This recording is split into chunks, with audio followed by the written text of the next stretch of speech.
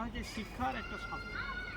শিক্ষা আর স্বাস্থ্য এটা আমরা সর্বদা বলে থাকি যে অনেক সময় আমরা দেখি যে গ্রাম্য পরিবেশে অনেক মা বোনেরা যখন কোনো সমস্যায় পড়ে তখন মানে পরীক্ষা নিরীক্ষা করতে গেলে অনেক টাকা পয়সা লাগে, তার জন্য অনেকে পিছিয়ে আসে। সরকারি হসপিটালে গেলে হয়তো ট্রিটমেন্টটা পাই, কিন্তু যখন আমাদের পরীক্ষা নিরীক্ষা লেখে তখন কিন্তু পারি না।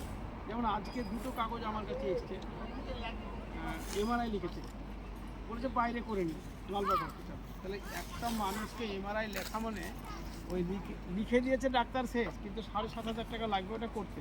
তারা দেখায় যে গরিব মানুষ সে হয়তো মাসেই 7,000 টাকা রোজগার করে, কিন্তু সেটা করতে সম্ভব নয়। কিন্তু আমাদের সঙ্গে যারা আছে তাদের যদি লিখে তাহলে আমরা ওটা 2,000 টাকায় করতে পারি। কথাটা বুঝতে পারলে বাকি টাকাটা এই সংস্থা দেবে, যারা আমরা কথা বলছি, যারা একসঙ্গে আমরা আছি তারা দেবে। একটা বাচ্চা হয়তো কোনো মিশনে পড়বে, তোমাদের চয়েস হবে কোথায় পড়াবা না পড়াবা।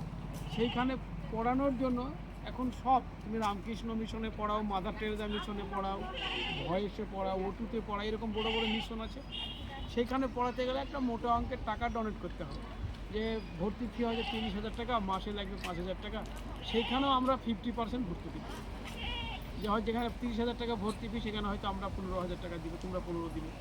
যেখানে হয়তো মাসে 5,000 টাকা, ওটা আমরা ছাড় করে ওটা হয়তো 2,500 টাকা 3,000 টাকা করে দেবো, এটা আমাদের দায়িত্ব।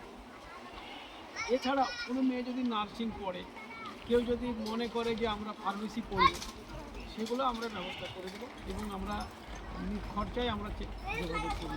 এরকমও আছে যে ভালো মেধা, সে পড়তে চায়, তার টাকা পয়সা নেই, হয়তো গোটা 20-30 হাজার টাকা দিতে পারবে, বাকি দিতে পারবে না, সেটা আমরা করিয়ে দেবো, তাকে আমরা কাজ পাইয়ে দেবো।